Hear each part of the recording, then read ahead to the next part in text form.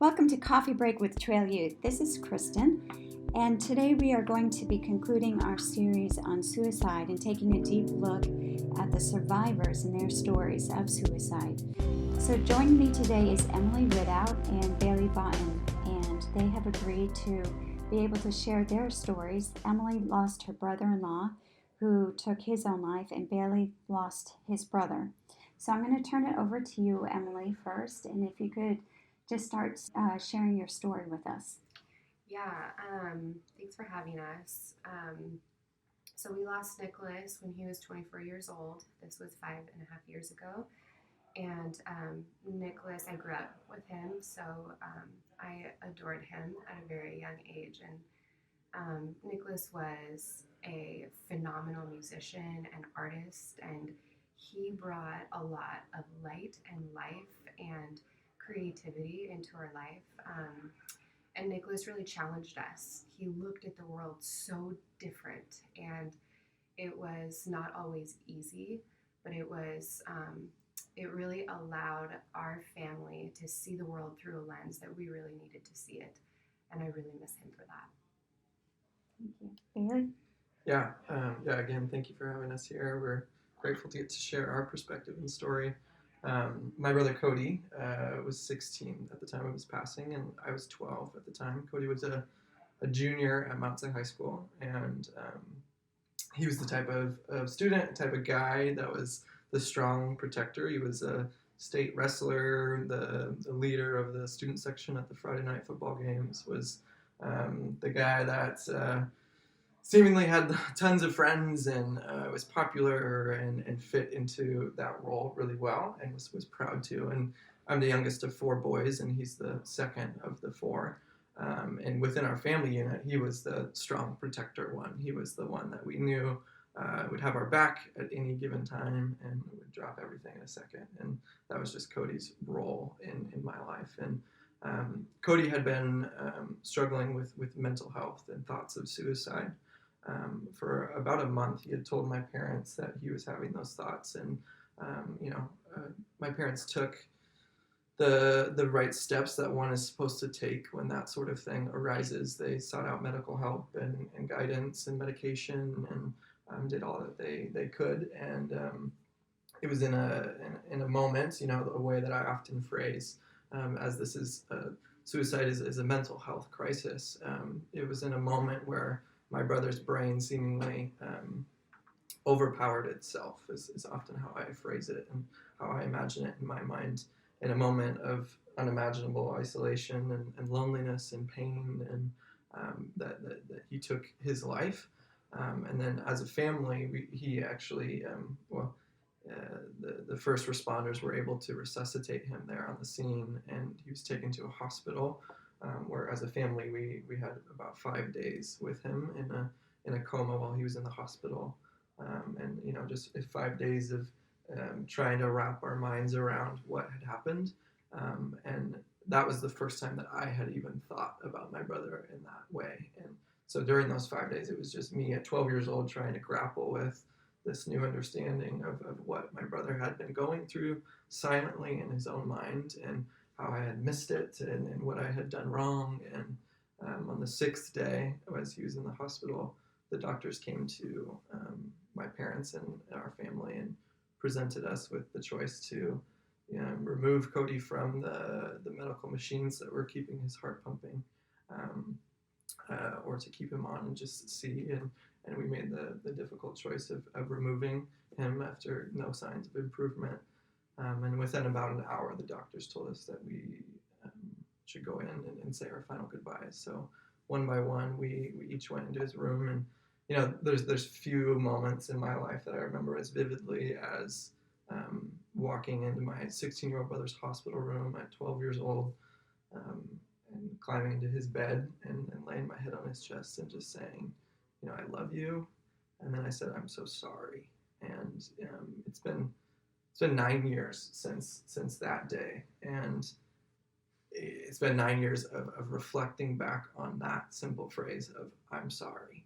And I think that is so telling in this conversation about suicide, especially as survivors of suicide, as Emily and I are, as family members or friends, acquaintances of those who have taken their life.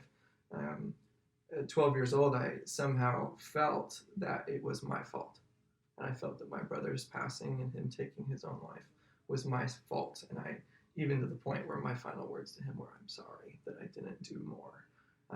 And, that projected me into the season of the next 3 or so years after his passing of grappling with that guilt and grappling with that shame almost, and that understanding of replaying every fight that I'd had with him, every opportunity that I had to give him, to play longer on Xbox instead of fighting with him over it.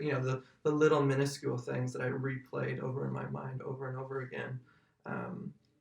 And I said, there's the questions, there's so many questions of what if, and what if I would have said this, and what if I would have been there during this time, and what if I could have just told him that I actually loved him. I didn't do that enough. I didn't tell him I loved him enough, and that is why, that's why he's gone. That's why he made that choice. And that's a lot and now that I'm especially at 12. Yeah, absolutely. Right. Now that I'm a bit older, I can look back onto that season with a new perspective on that season and on grief itself. In a way, I don't want to jump too far ahead, but in a way that grief, a common thing, that is often said after someone has passed, is that, oh, things will get better, and things will you'll move on, and that everyone, the kind of cliches after a family member passes. And I always struggled with that, and there was even a kind of a selfish part of me that just wanted to hit that person that never said that. That's a difficult thing to say, but I've learned to understand that grief doesn't go away, but it just changes over time. So what are some of the things that have been said to you, Emily, that people should be aware? Because I know people have really good intentions and they want to be of comfort, and they could end up accidentally saying the wrong thing. So can you help us out with that? I just had like a slew of thoughts fill my mind of things that were so harmful. Yeah. And so I'll work through those. But what's really important is to remember, with our family, at least Chad and I, my husband, we always tried to remember the heart of the person, even though it was so painful and oftentimes offensive. We had to fight to believe that they were trying to love us through something they didn't understand. But oftentimes people told us they always wanted to bring their experience into ours. So even though it might have been the weirdest way, not similar in any way, they wanted to try to feel with us what we were experiencing, and that was really harmful, because nothing compares to your personal experience when you lose someone this way.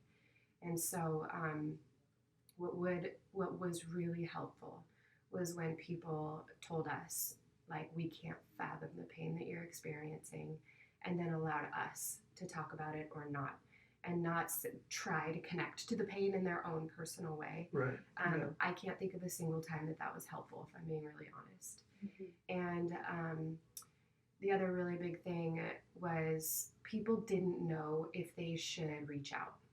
They didn't know if they should call. They didn't know if they should show up, and so nobody did. We had very few people.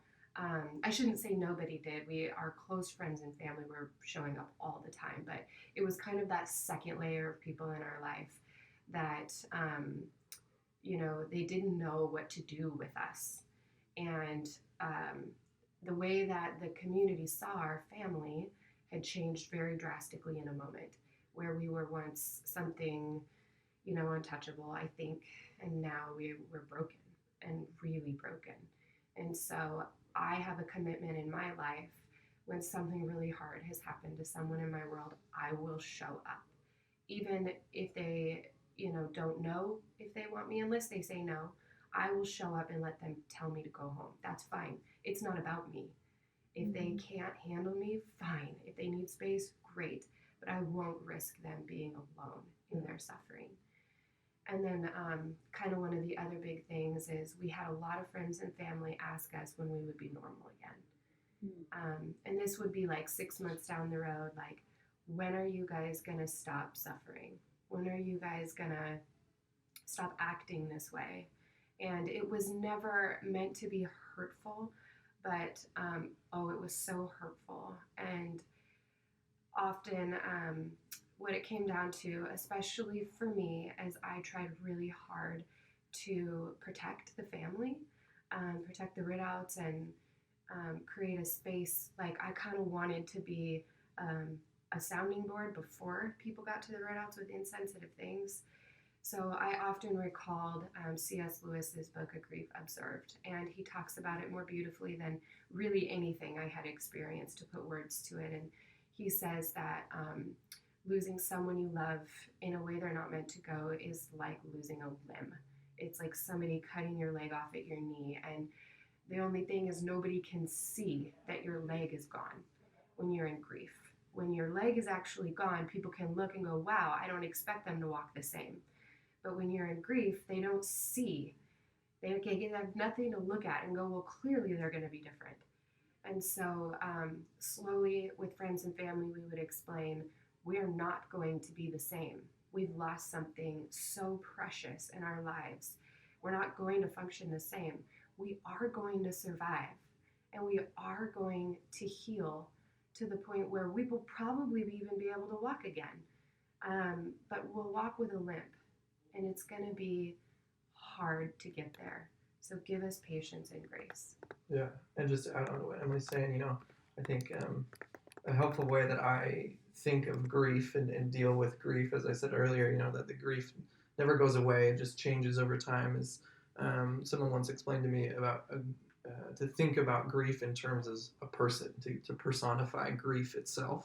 And that allows me to take grief out of my heart and my mind, where it can sometimes be so swirling and spiraling and so bogged down that I can't see anything else in my life. I take grief and I personify it as a person that is with me each and every day of my life. And some days, grief stands in front of me and leads the way. And sometimes I feel lost in its shadow. And sometimes grief is behind me. Sometimes it's hundreds of feet behind me. Sometimes it's right next to me. And I'm talking to grief, and I'm yelling at grief, and I'm angry at grief. Sometimes I cry with grief. Sometimes grief and I just sit in silence of the moment of what that is. And so for me to envision, even when you were just speaking about grief, Emily, I couldn't help but picture this person I've made in my mind of grief. And the understanding that grief is going to be with me. And oftentimes grief in a weird way, grief has been comforting. That the presence of grief, because it means I haven't forgot. It means I haven't forgot my brother. It means I haven't forgot him and who he is. And the reality that things aren't going to be the same. And I honestly don't want them to be the same, because that would mean I'm forgetting my brother and this experience that has changed who I am to my core. And so grief, has become, in a weird way, a friend to me at times. And like any friendship or relationship, sometimes we fight, and sometimes we're angry, and sometimes we don't get along on a certain day. And, early on after my brother passed away, I was in grief, and it was only fighting. It was only anger. It was only frustration. And I was in that place for a long, long time.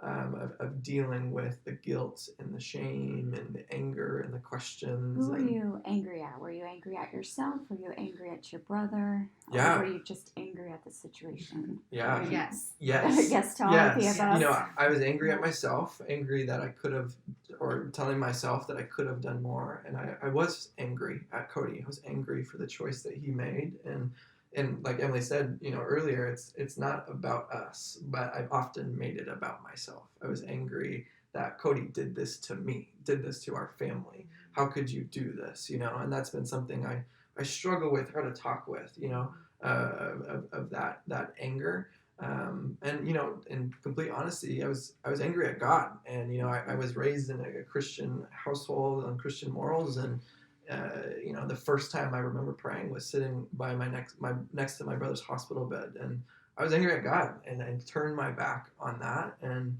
interestingly enough, that was after a long season of in that pit after my brother passed away. It was through a relationship with Christ, at a young life camp that I actually went to, that I got to interact with that grief in a new way. And truly approach God with that grief. And that's how I'm able to look back at that circumstance now in a different light because of my faith. Yeah, the guilt that comes with being a survivor of someone in your life that you've lost this way is unbearably difficult. And you made me realize there was kind of two seasons of that for me. And the first season is what Bailey mentioned earlier, where you start reliving every painful moment with that person, every hard conversation, and you start thinking back to the hints that you didn't know were hints, and maybe they weren't hints. Maybe you just start reliving all of those worst experiences and arguments and how you could have done it different. And for us, we were really drowning in that. I would say for almost 2 years, and then we started remembering how weird and funny and just completely bizarre Nicholas was. And we started remembering stories that shaped us and him. And I mean, I have them coming to mind right now, and they are so precious to me. And so, in time, we were able to almost transfer um, guilt into life and remember him for all the things he was and not for the things that were so painful. And it is a choice. It was a choice for us. We had to choose sometimes moment by moment to remember what he produced that was so good and so life-giving, and just as a human, like, yeah, it's okay that we had fights. It's okay that things got really hard. It's a part of who he was as a human, and we love him for it. And the second wave of guilt was being okay with being okay.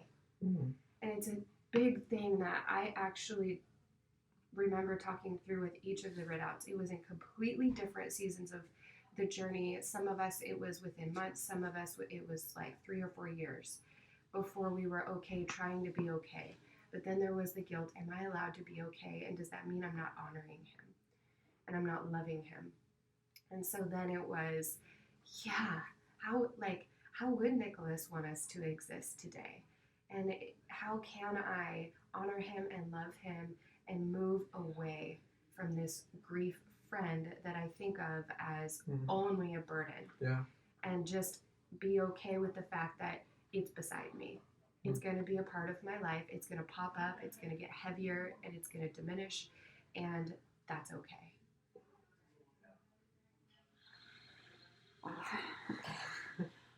Any last words? Any final suggestions, to survivors?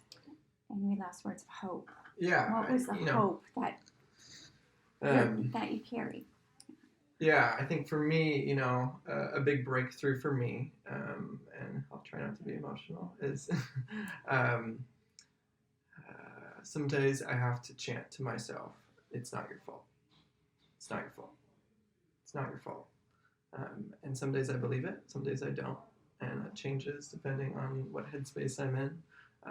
But to remind yourself of the truth that it is not your fault. And it does not mean that my brother did not love me, did not love my family. It means that he was struggling and in pain. And man, there are things that we can do as a community to make sure that other people can help so that this doesn't happen again. And that has been my fuel and motivation for why I do what I do now. It projected me forward to,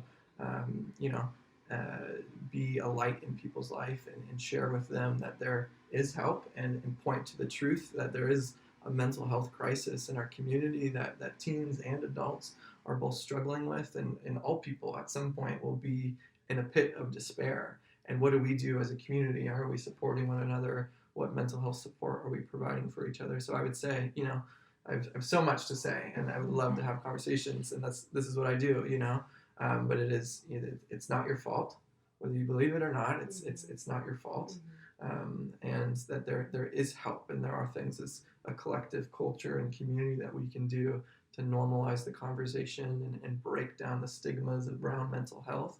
That it does not equal weakness, but it can be combated through people around you and seeking help and guidance in the midst of it, and that you aren't alone in the midst of it. So, you know what? There was one question that I forgot to ask. Yeah. The whole stigma.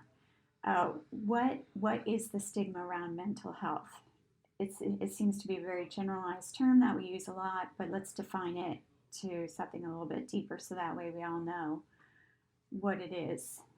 Yeah, the way I often describe stigma is that around mental health is that it seems in our culture that we have accepted the stigma that mental health equals weakness. And one of the reasons I believe is that my brother believed that stigma. My brother believed that the mental health issues that he was battling meant that he was weak, and he did not want to be portrayed as weak to his friends and even to his own family, to us. And so that prevented him from getting the help that he needs. So really, stigma is anything that prevents someone from getting the help that they need. Yeah, and that I think the stigma around suicide is that will never happen to me or somebody I love. It's for someone else that is somehow more sick or more messed up. Or, I mean, the other painful question that we were asked all the time is, why did he do that? People want an answer for a reason that they don't understand, and they want to be able to put a diagnosis on it. And the reality and the way that I think that we break down the stigma is to recognize that every single one of us knows hopelessness. Every single one of us knows what it feels like to be alone. And it's the same with addiction. We put addiction in a category of otherness. We all know what it's like to struggle with things and to cope through life. And I think we break down this stigma by remembering that we are all human and that we all hurt, and that suicide is the culmination of one hard moment. It's that one choice in that darkest moment. It deserves empathy, and it deserves grace, and it also is painfully difficult when it happens. It's excruciating. And so my heart for people is, as a survivor, or if you're somebody who is dealing with these thoughts yourself, that is the definition of hopelessness, is when you can't imagine something better for your life. So the way that we get to support somebody through it is to try to help them imagine a reality different than that moment, so that they can get beyond that one choice. And the way that we do that is by showing up. It's by asking the uncomfortable questions. And it's by loving people deeper than we really want to. We protect ourselves from pain. And our brains are actually wired to protect ourselves. So we have to push beyond those things, and we have to show up for the people that we love. And if you are a survivor, it is okay to suffer. And you don't have to live that way forever. Give yourself grace and find the people in your life that can help you fight out of that dark tunnel. And it's really a very similar journey for somebody who's in these thoughts right now with suicide. Find the people in your life. You are not alone. You might feel very alone, even if you're a survivor or if you're somebody in the journey. That's the problem, is the loneliness. And I promise, there is somebody who wants to help you. Wherever you're at, wherever you feel stuck, I promise. But it's getting deep, deep inside yourself to find that strength and that resilience. And I really, really love you for that strength. And I love this community for wanting to be that strength for someone else. Well, thank you so much, Emily and Baly, for joining us and just really sharing your hearts and answering some tough questions here. If you are struggling with the thoughts of taking your own life, or if you're a survivor, just please seek help, because you are courageous. You're not weak. You are courageous. You've got it in you to reach out for that help and to just keep on living, because you're precious and you're needed and you are so appreciated. Join us next time.